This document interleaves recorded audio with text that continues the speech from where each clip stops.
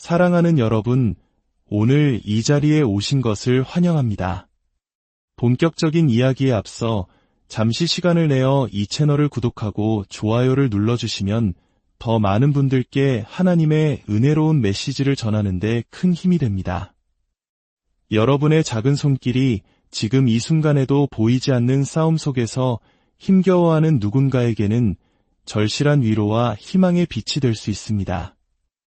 이 영상을 보시는 모든 분들의 삶과 가정 위에 하나님의 크신 평강과 축복이 가득하기를 진심으로 기도합니다. 혹시 설명할 수도, 예측할 수도, 통제할 수도 없는 싸움의 한가운데에 서보신 적이 있으십니까? 한순간 모든 것이 평범해 보이다가도 다음 순간 혼란과 압박감, 영적인 무거움에 둘러싸여 길을 잃어버린 듯한 경험 말입니다. 당신은 기도했고 눈물 흘렸으며 아는 모든 방법을 동원해봤지만 여전히 전투는 맹렬하게 계속되고 있을지 모릅니다. 마치 끝이 보이지 않는 터널을 홀로 걷는 것 같고 사방이 막힌 벽 앞에 선 듯한 막막함에 지쳐 있을지도 모릅니다. 하지만 오늘 저는 당신을 위한 하나님의 말씀을 가지고 왔습니다. 당신은 이 싸움을 혼자 싸울 필요가 없습니다. 너무나 많은 신실한 성도들이 하나님을 사랑하지 않아서가 아니라 자신의 힘으로 싸우다가 지쳐 쓰러집니다. 그들은 영적인 전쟁을 세상적인 무기, 즉 자신의 논리, 감정, 의지력으로 이기려 합니다. 그리고 왜 자신이 여전히 제자리에 갇혀 있고 좌절하며 패배감을 느끼는지 의아해합니다. 그러나 하나님의 말씀은 우리에게 강력한 진리를 선포합니다. 스가랴 4장 6절 말씀입니다. 이는 힘으로 되지 아니하며 능력으로 되지 아니하고 오직 나의 영으로 되느니라. 이 말씀의 의미는 당신이 얼마나 강한지에 의존하지 않고 당신이 얼마나 하나님 앞에 자신을 내어드리는지, 즉 순종하는지에 따라 싸우고 승리하는 길이 있다는 것입니다. 성령님은 단지 위기 속에서 당신을 위로하기 위해 보내진 분이 아닙니다. 그분은 당신을 진정한 승리, 영원하며 초자연적인 승리로 이끌기 위해 오셨습니다. 그래서 오늘 우리는 성령님께서 당신의 싸움을 싸우게 한다는 것이 무엇을 의미하는지에 대해 이야기하고자 합니다. 기억하십시오. 성령님은 단 한 번도 싸움에서 패배하신 적이 없습니다. 성령님은 우리의 보혜사이자 변호자이십니다. 이것은 시적인 표현이나 멀리서 감상하는 신학적 개념이 아닙니다. 이것은 거듭난 모든 성도의 삶에 살아 숨쉬는 현실입니다. 예수님께서 직접 요한복음 14장 16절과 17절에서 이렇게 말씀하셨습니다. 내가 아버지께 구하겠으니 그가 또 다른 보혜사를 너희에게 주사 영원토록 너희와 함께 있게 하리니 그는 진리의 영이라. 여기서 보혜사라는 단어는 헬라어로 파라클레토스인데 돕기 위해 곁으로 부름받은 자라는 뜻입니다.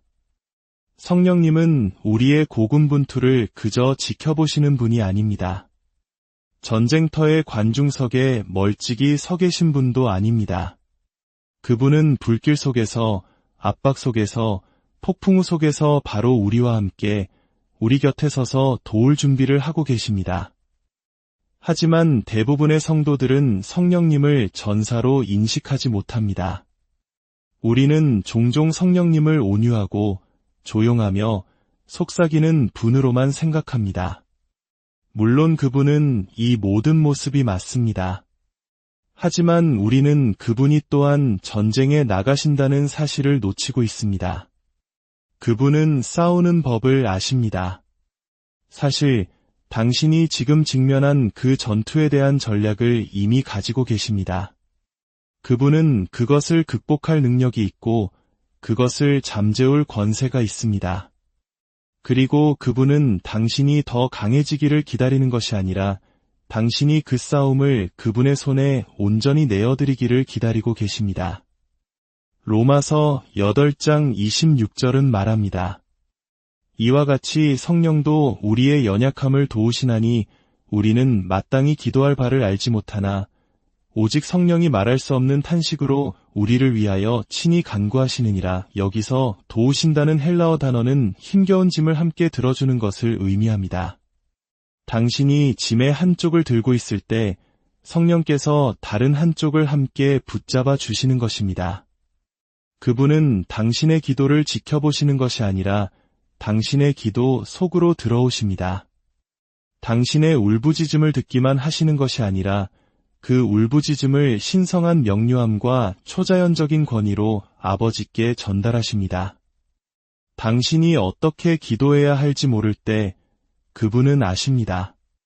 당신이 무슨 말을 해야 할지 모를 때 그분은 말씀하십니다. 바로 이 지점에서 대부분의 사람들이 길을 잃습니다. 그들은 전투가 논리, 감정 또는 인간의 노력으로 싸워야 한다고 생각합니다. 그러나 성령님은 그런 영역에서 일하지 않으십니다. 그분은 진리, 능력, 그리고 하나님의 뜻과의 일치 안에서 일하십니다. 그분은 무엇을 해야 할지 추측하지 않으십니다. 그분은 아버지의 뜻이 무엇인지 정확히 아십니다. 왜냐하면 그분 자신이 진리의 영이시기 때문입니다. 그러므로 성령께서 당신의 상황에 개입하기 시작하실 때 그것은 결코 시행착오가 아닙니다. 그것은 외과 수술처럼 정교하고 정확하며 완벽합니다. 당신이 육신 안에서 5년 동안 기도해도 아무것도 변하지 않을 수 있습니다. 그러나 성령 안에서 기도하는 단 한순간이 산을 옮기고 돌파구를 열며 원수의 모든 거짓된 목소리를 잠재울 수 있습니다. 이제 이것을 이해하십시오. 원수는 다른 어떤 것보다 성령님을 두려워합니다. 소음이나 감정 때문이 아닙니다. 성령께서 신성한 지혜를 가지고 계시기 때문입니다. 성령께서 당신을 통해 말씀하시고 당신을 통해 행동하시며 당신을 통해 기도하실 때 당신은 원수가 건드릴 수 없는 존재가 됩니다. 왜냐하면 더 이상 당신이 싸우는 것이 아니기 때문입니다. 바로 그분이 싸우시는 것입니다. 다윗이 골리앗 앞에 섰을 때 그는 자신의 물매 때문에 이긴 것이 아닙니다. 그는 기름 부음을 받았기 때문에 이겼습니다. 사무엘이 들에서 그에게 기름을 부었을 때 주의 영이 이미 그에게 임하셨습니다. 그래서 그가 거인과 마주했을 때 그는 혼자가 아니었습니다. 보혜사께서 그와 함께 계셨습니다. 변호자께서 그곳에 계셨습니다. 그리고 그가 돌을 놓는 순간 그것은 더 이상 그의 조준에 관한 것이 아니었습니다. 그것을 추진하는 하나님의 능력에 관한 것이었습니다. 이것이 바로 당신이 성령께서 당신의 싸움을 싸우시도록 할 때 일어나는 일입니다. 인간의 이성으로는 이해가 되지 않습니다. 그럴 필요도 없습니다. 왜냐하면 당신이 성령과 동행할 때 당신은 자연적인 것을 벗어나 초자연적인 것으로 들어가기 때문입니다. 그리고 초자연적인 것은 세상의 법칙으로 움직이지 않습니다. 세상은 더 많은 노력이 필요하다고 말합니다. 하나님은 더 많은 순종이 필요하다고 말씀하십니다. 세상은 통제권을 잡으라고 말합니다. 그러나 성령께서 주관하실 때 압박감은 사라지고 두려움은 깨어지며 전세는 당신에게 유리하게 바뀝니다. 그러니 성령님을 단지 명찰처럼 지니고 다니지 마십시오. 그분이 일하시게 하십시오. 그분이 싸우시게 하십시오. 그분이 이끄시게 하십시오. 그분은 약하지 않으십니다. 그분은 수동적이지 않으십니다. 그분은 그리스도를 죽은 자 가운데서 살리신 바로 그 영이십니다. 그리고 그분이 당신 안에 사신다면 승리 또한 당신 안에 살아있는 것입니다. 너무나 커 보이고 너무 어둡고 너무 길어 보이는 모든 전투는 하나님의 영 앞에서는 아무것도 아닙니다. 당신이 해야 할 일은 단 하나, 그분께 모든 것을 내어드리는 것입니다.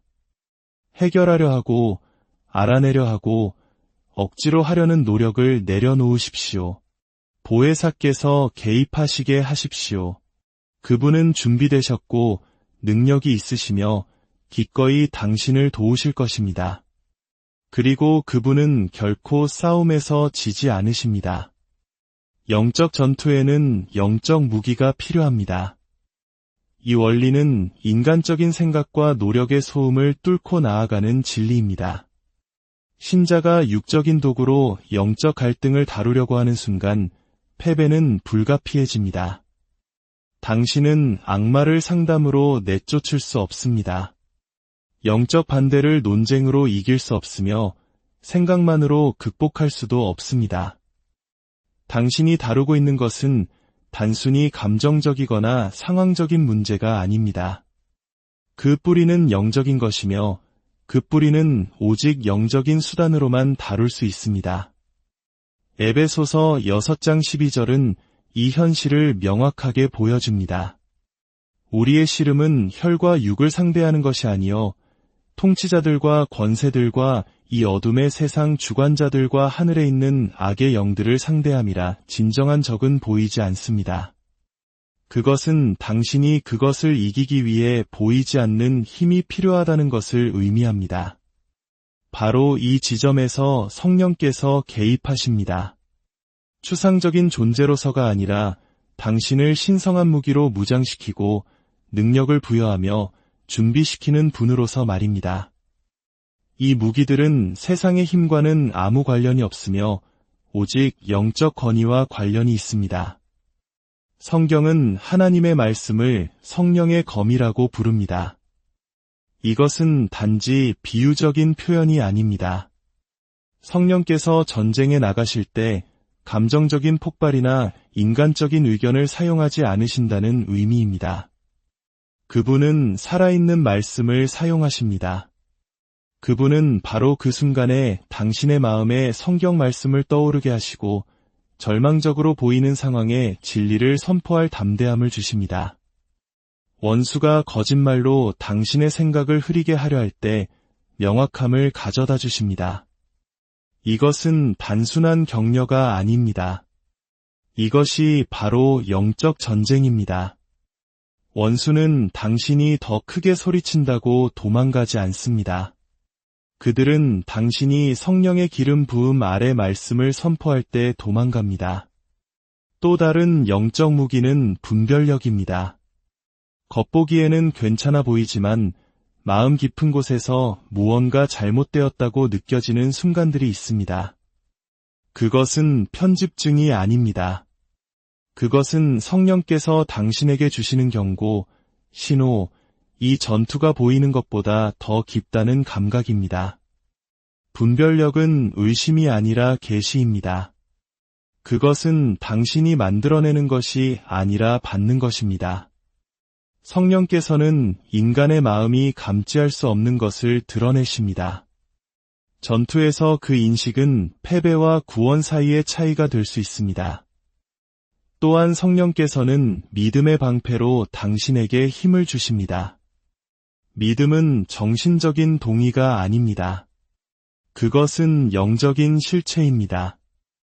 모든 보이는 징후가 반대를 말할 때에도 하나님이 당신과 함께 하신다는 확신입니다.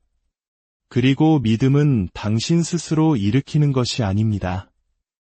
로마서 10장 17절은 그러므로 믿음은 들음에서 나며 들음은 그리스도의 말씀으로 말미암았느니라 라고 말합니다. 그리고 누가 당신의 영 안에서 말씀을 살아나게 하십니까? 바로 성령님이십니다. 그분은 아버지께서 하신 말씀을 가져다가 당신 안에서 불을 붙여 방패가 될 때까지 만드십니다. 당신의 마음에 믿음이 타오를 때 원수의 불화살은 그 힘을 잃습니다. 그리고 기도의 무기가 있습니다. 그냥 기도가 아니라 성령이 이끄시는 기도입니다. 당신의 말이 다 떨어졌을 때 당신의 존재 깊은 곳에서부터 흘러나오는 그러나 성령께서 대신하시는 그런 종류의 기도 말입니다. 그런 기도는 그냥 하늘로 올라가는 것이 아니라 돌파구를 만듭니다. 견고한 진을 무너뜨리고 분위기를 바꾸며 반대를 잠재웁니다. 당신이 얼마나 유창하게 말하느냐가 아니라 성령께서 하나님의 완벽한 뜻과 일치하여 당신을 통해 기도하시기 때문입니다. 성령 안에서 기도하는 것은 초자연적인 능력을 활성화합니다. 이것은 상징적인 문구나 소수의 신자들을 위한 선택적인 관행이 아닙니다. 이것은 성령 충만한 삶을 살아가는데 필수적인 기능입니다. 신자가 성령 안에서 특히 성령이 말하게 하심을 따라 다른 방언으로 기도할 때 그들은 인간의 한계를 뛰어넘어 하나님의 신성한 뜻에 직접 연결되는 수준의 기도에 참여하게 됩니다. 이것은 감정적인 소음이나 종교적인 습관이 아닙니다. 이것은 어둠을 꿰뚫고 하늘의 뜻을 이 땅의 현실로 가져오는 목표가 정해진 영적 중보기도입니다. 고린도전서 14장 2절에서 바울은 말합니다. 방언을 말하는 자는 사람에게 하지 아니하고 하나님께 하나니 이는 알아듣는 자가 없고 영으로 비밀을 말함이니라. 이 비밀들은 무작위적인 것이 아닙니다. 그것들은 하나님의 목적과 완벽하게 일치하여 풀어지는 신성한 비밀입니다. 사탄은 그것들을 이해하지 못하기 때문에 가로챌 수 없습니다. 육신은 그것들이 지성에서 나온 것이 아니기 때문에 오염시킬 수 없습니다. 그것들은 영으로부터 직접 나옵니다. 그것이 이 종류의 기도를 그토록 강력하게 만드는 이유입니다. 성령께 모든 것을 내어드릴 때 신성한 전략이 임합니다. 이 진리는 영적으로 성숙한 사람과 그저 신앙의 형식만 따르는 사람을 구분합니다. 너무나 자주 신자들은 압박감, 혼란, 유혹에 육적으로 반응하며 느끼는 것, 보는 것, 다른 사람들이 말하는 것에 기초하여 결정을 내립니다. 그러나 성령님은 당신의 인도를 따르기 위해 보내진 것이 아닙니다. 그분은 당신을 인도하기 위해 오셨습니다. 하나님의 계획은 결코 우연이 아닙니다. 성령께서는 추측이나 일반론을 다루지 않으십니다. 그분은 당신이 취해야 할 정확한 움직임, 그것을 해야 할 정확한 시간, 그리고 있어야 할 정확한 장소를 아십니다. 그런 통찰력은 노력이나 과도한 생각에서 오는 것이 아닙니다. 그것은 순종과 내려놓음에서 옵니다. 로마서 8장 14절은 말합니다. 무릇 하나님의 영으로 인도함을 받는 사람은 곧 하나님의 아들이라. 인도함을 받는다는 것은 때때로 영감을 받는 것 이상을 의미합니다. 그것은 논리가 반대 방향으로 끌어당길 때에도 한 걸음 한 걸음 따라가는 것을 의미합니다. 압박이 가중될 때 인간의 마음은 답을 찾기 위해 허둥댑니다. 육신은 빨리 반응하고 방어하고 고치고 보복하기를 원합니다. 그러나 성령께서는 종종 기다려라 라고 말씀하십니다. 당신의 돌파구를 지연시키기 때문이 아니라 충동이 아닌 지혜를 통해 당신을 승리로 이끌기 위함입니다. 그분은 당신의 감정이 말하고 싶어 할 때 침묵하도록 이끌 수 있습니다. 당신 안의 모든 것이 움켜쥐고 싶어 할 때 주라고 지시하실 수 있습니다. 상처가 아직 아물지 않았을 때 용서하라고 촉구하실 수 있습니다. 그것은 약함이 아닙니다. 그것이 바로 전략입니다. 그분은 단지 당신의 영혼을 진정시키는 것이 아니라 당신의 적을 지혜로 이기시는 것입니다. 평강 또한 무기입니다. 대부분의 사람들은 그것을 그렇게 보지 않습니다. 왜냐하면 평강을 수동적이고 부드러우며 전투가 끝난 후에 오는 것으로 생각하기 때문입니다. 그러나 영의 영역에서 평강은 힘입니다. 그것은 갈등의 부재가 아니라 갈등의 한가운데 있는 신성한 질서의 현존입니다. 평강은 약함이 아닙니다. 평강은 힘입니다. 그것은 땅을 지키고 압박에 저항하며 전쟁의 열기 속에서 방패처럼 당신의 마음을 지킵니다. 빌립보서 4장 7절은 말합니다. 그리하면 모든 지각에 뛰어난 하나님의 평강이 그리스도 예수 안에서 너희 마음과 생각을 지키시리라. 여기서 지키다라는 단어는 군대가 요새를 지키는 것을 의미합니다. 평강은 조용히 앉아있지 않습니다. 그것은 경계를 서며 불안, 두려움, 혼란으로부터 당신의 마음을 방어합니다. 원수는 혼돈을 통해 일합니다. 그는 소음, 공황, 감정의 폭풍을 일으켜 당신의 균형을 잃게 합니다. 왜냐하면 그가 당신의 평강을 훔칠 수 있다면 당신의 판단력을 흐리게 할 수 있기 때문입니다. 그는 흔들리는 마음이 취약한 마음이라는 것을 압니다. 마가복음 4장에서 폭풍우 속배 안에서 예수님은 이것을 보여주셨습니다. 제자들이 공황 상태에 빠져 있는 동안 예수님은 주무시고 계셨습니다. 바람이 몰아치고 파도가 부서지며 두려움이 그들의 마음을 사로잡았지만 성령으로 충만한 예수님은 평안하셨습니다. 그리고 그가 깨어났을 때 그는 당황하지 않고 말씀하셨습니다. 잠잠하라 고요하라. 그러자 폭풍이 순종했습니다. 그것이 평강의 힘입니다. 그것은 단지 폭풍을 견디는 것이 아니라 그것을 잠재웁니다. 반응하는 것이 아니라 다스립니다. 궁극적으로 승리는 노력으로 얻는 것이 아닙니다. 그것은 성령을 통해 믿음으로 받는 것입니다. 이 진리는 우리에게 더 열심히 일하고 더 많이 하고 자격이 있음을 증명해야 이긴다고 말하는 세상적인 사고방식에 반대됩니다. 그러나 하나님의 나라에서 승리는 노력으로 오지 않습니다. 그것은 신뢰를 통해 옵니다. 예수님께서는 우리가 자유를 얻을 만큼 강해지기를 바라며 십자가에 가신 것이 아닙니다.